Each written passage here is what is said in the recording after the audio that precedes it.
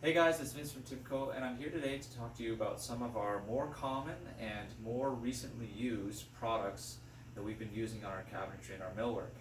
We have plywood products, particle board products, MDF products, and I'll go in a row here and just show you a lot of what we're using these days and why and what some of the pros and cons are.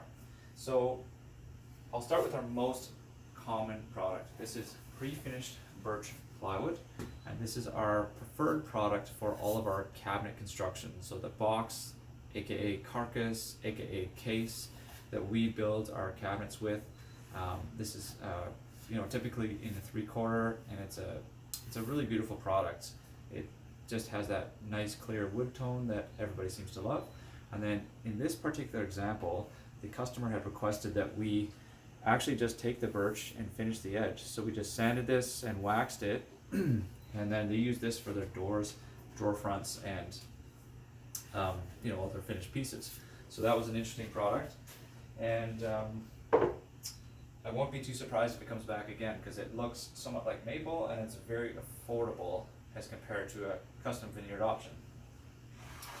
Next up, something that looks really similar. So this is maple, and if I get that right in there, you can see that it does look very similar to the birch ply, but it does look also a little bit different.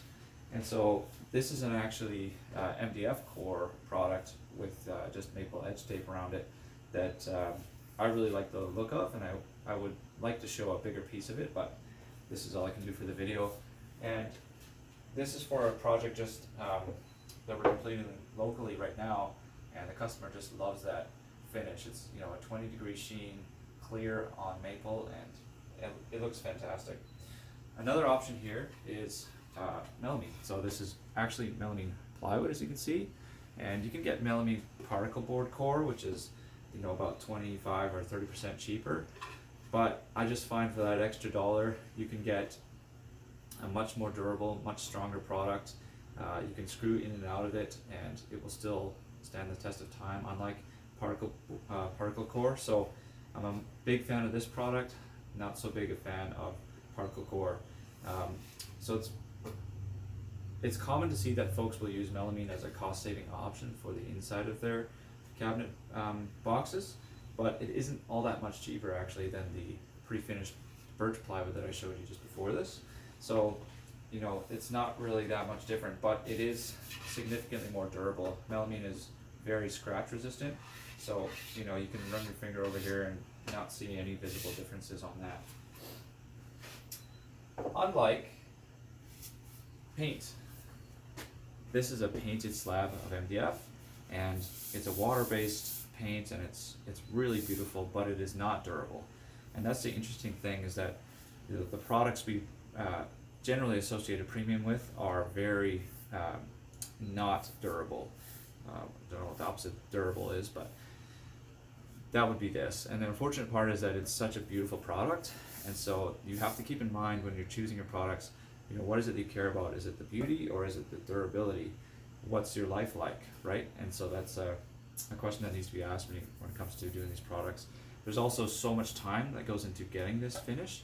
Multiple coats of primer, multiple coats of sanding, multiple coats of finish to get it to this beautiful white tone here. So I love painted products, but I can understand if you're the type of person that is concerned about durability, it may not be your first choice.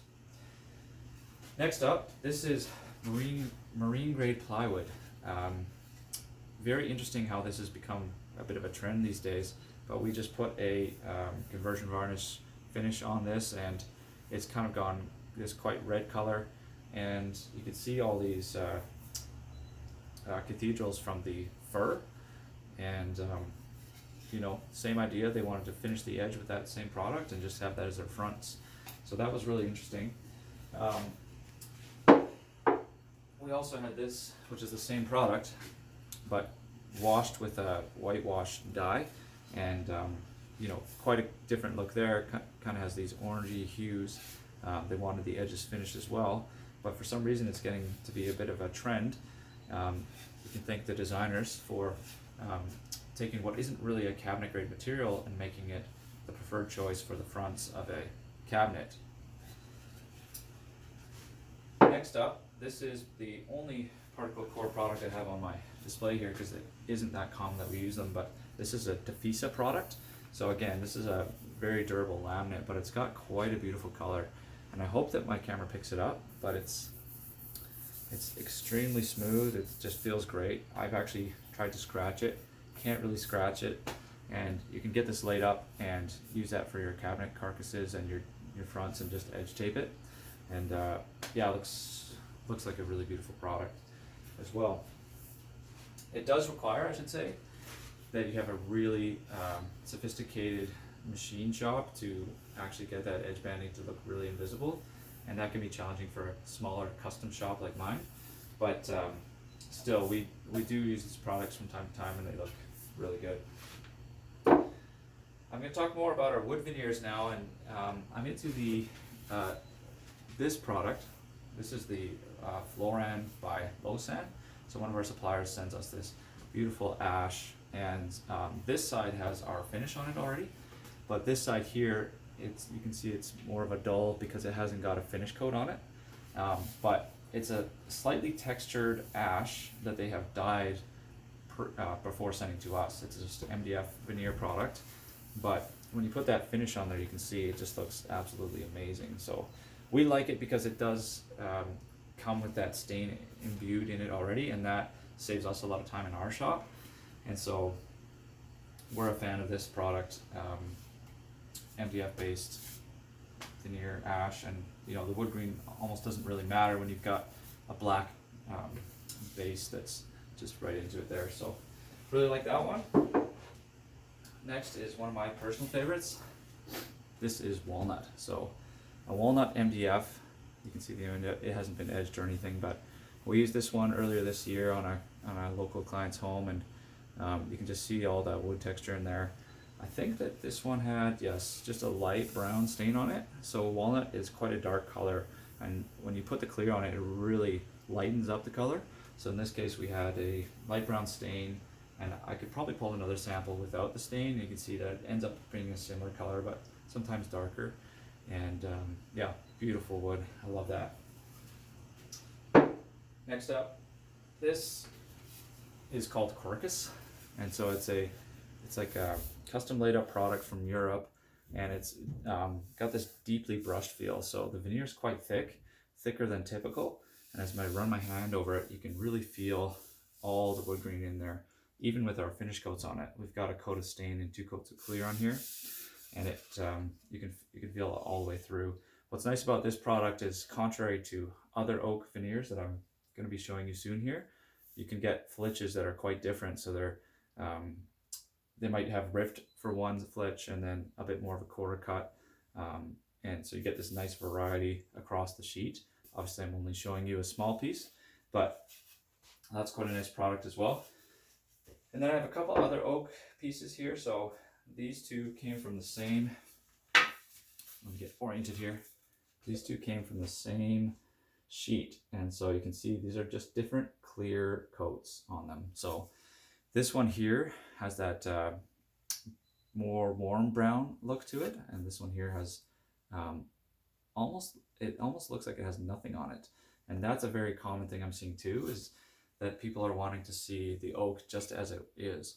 And so if you put your water-based, this is a water-based finish, and this is a lacquer-based finish.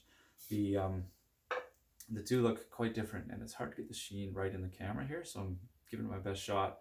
But this product here, it looks almost the same as the oak on the backside. So if I showed you that and then flipped it around, it looks almost the same. So when designers and folks see this, they often think that it looks very natural, and that's what they're going for.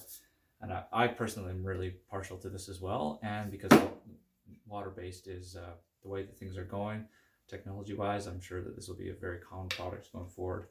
But this looks great too if you love the sort of more like warm, rich tones of oak. So there's 2 options there. Last but not least, this is actually a piece of solid mahogany. We don't use solid because solid wood is not dimensionally stable. But this was requested to be a stain match. So we're often taking a piece like this. This is just a piece of mahogany that someone gave us. we send it off to our supplier for a stain match, and they'll send us back a coat of stain that we can use and get a really nice, beautifully matched custom color code on that, and move forward with it. So yeah, those are all the different products that we're seeing these days that we're using a lot of. And I think what people don't understand a lot of the time is that the products themselves can heavily dictate your cost.